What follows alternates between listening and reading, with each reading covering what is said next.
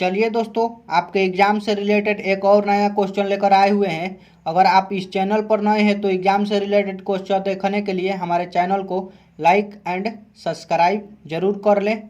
तो चलिए हम लोग क्वेश्चन हल करते हैं। देखिए, क्वेश्चन दिया हुआ है कि सिद्ध करें कि 5+√3 एक अपरिमेय संख्या है। क्वेश्चन बोल रहा है कि सिद्ध करना है कि 5+√3 एक अपरिमेय संख्या है। तो पहला स्टेप में आपको हम 5 स्टेप में यह क्वेश्चन आपको बनाना सिखा देंगे। तो पहला स्टेप में आपको क्या करना है कि इसके उल्टा मानना है। परिमेय अपरिमेय दिया हुआ है तो आपको परिमेय मानना है। तो हम लोग मानेंगे कि माना कि 5+√3 एक परिमेय संख्या है। उसके बाद देखिए, पहला स्टेप में आपको यह कर देना है। इसके बाद के स्टेप में आपको क्या करना है कि 5+√3 को a/b के बराबर मानना है। a/b के बराबर मानना है दूसरा स्टेप में। अब आपको तीसरा स्टेप में a और b जो है ना, उसे आपको सअभाज्य संख्या लिखना है। a तथा b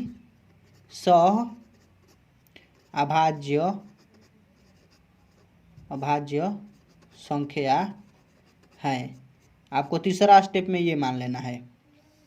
देखिए, तो आपको चौथा स्टेप में ये करना है कि देखिए 5 इधर प्लस में है, उस साइड हम लोग भेजेंगे तो माइनस में हो जाएगा। तो चौथा स्टेप में आपको ये कर लेना है। तो देखिए 5 के नीचे 1 छिपा हुआ है, तो अब आपको बाटा पके घटाव तो आता ही होगा। तो अब इसे हम लोग बाटा पके घटाव बनाएंगे।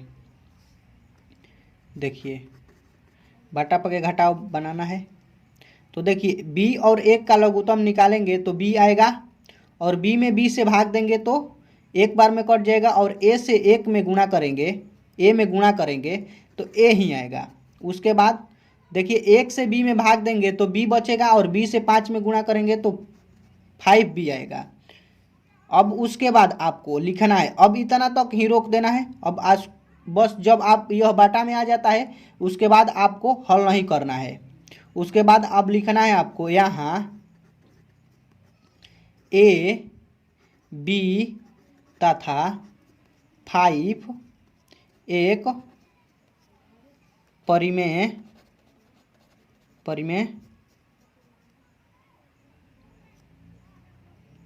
संख्या है। अब कहेंगे कि परिमेय संख्या कैसे है, तो आपको बता दें हम कि परिमेय संख्या जिसे p/q के रूप में लिखा जा सकता है उसे हम लोग परिमेय संख्या बोलते हैं। मतलब कि 1/2 लिखा हुआ है, जो बाटा के रूप में है वह परिमेय संख्या है। तो देखिए यह बाटा के रूप में है तो यह एक क्या है, परिमेय संख्या है। परिमेय संख्या है जिसे बाटा के रूप में लिखा जा सकता है वह परिमेय संख्या है। तो यह परिमेय संख्या है। और देखिए इसके बराबर क्या है, 3 है।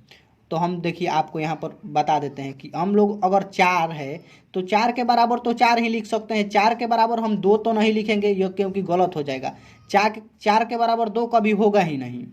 तो इसी तरह परिमेय के बराबर कभी अपरिमेय नहीं होगा, तो यह भी परिमेय होगा। तो हम लोग कह सकते हैं तो √3 भी एक परिमेय संख्या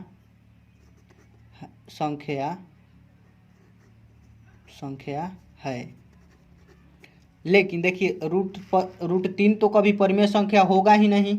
तो आप कह सकते हैं यहाँ पर कि लेकिन इस बात से, इस तथ्य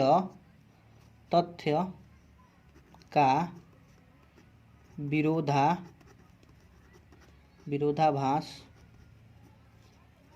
उत्पन्न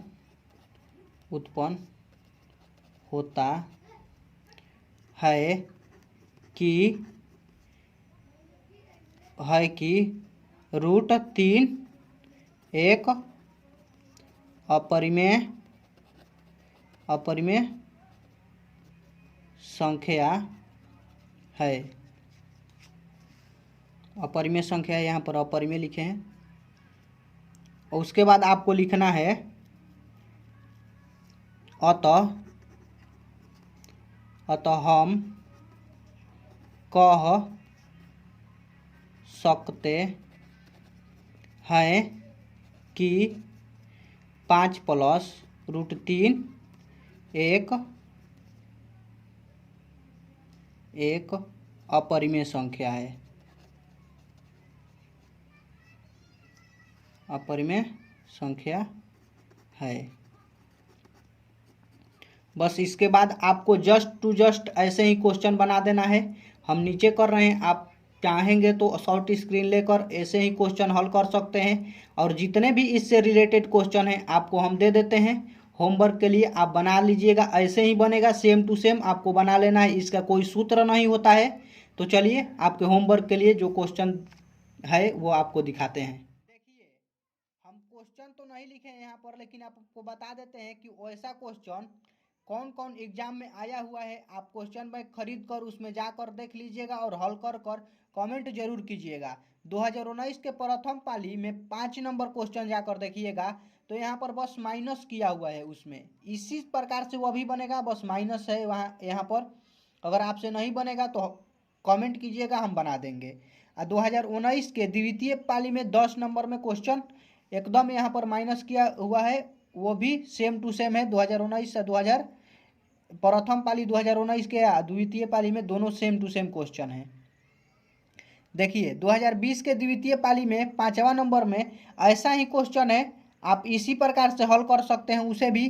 2021 के द्वितीय पाली में यही क्वेश्चन दिया हुआ है, आप जाकर देख सकते हैं क्वेश्चन बैंक खरीद कर। देखिए क्वेश्चन बैंक आपको ये खरीद लेना है। क्वेश्चन बैंक 2022 का है, आ चुका है मार्केट में, आप जाकर खरीद सकते हैं। आप जहाँ पर भी रहते हों आप जाकर मार्केट में खरीद लीजिएगा। और आपको हम बता देते हैं कि कोई भी तैयारी बिना, मान लीजिए कि कोई भी लड़ाई बिना तैयारी की नहीं होती है। तो आप क्वेश्चन देखिए घर पर क्वेश्चन बैंक में से कि कैसा कैसा क्वेश्चन एग्जाम में पूछता है, हमें कैसा कैसे क्वेश्चन को हल करना चाहिए।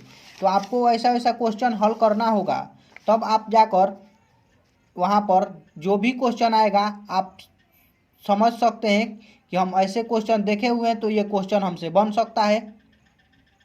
तो देखिए आपको क्वेश्चन बैंक खरीद लेना है और क्वेश्चन बैंक से आपको क्वेश्चन बनाना है। अगर जो क्वेश्चन आपसे नहीं बनता है तो कमेंट कर कर क्वेश्चन पूछ सकते हैं। और हमारे एग्जाम से रिलेटेड क्वेश्चन देखने के लिए हमारे चैनल के साथ जुड़े रहिए ज़रूर। तो चलिए अंत तक वीडियो देखने के लिए थैंक यू। थोड़ा थोड़ा इधर उधर का आवाज़ आ रहा है, आप उस पर ध्यान मत दीजिएगा।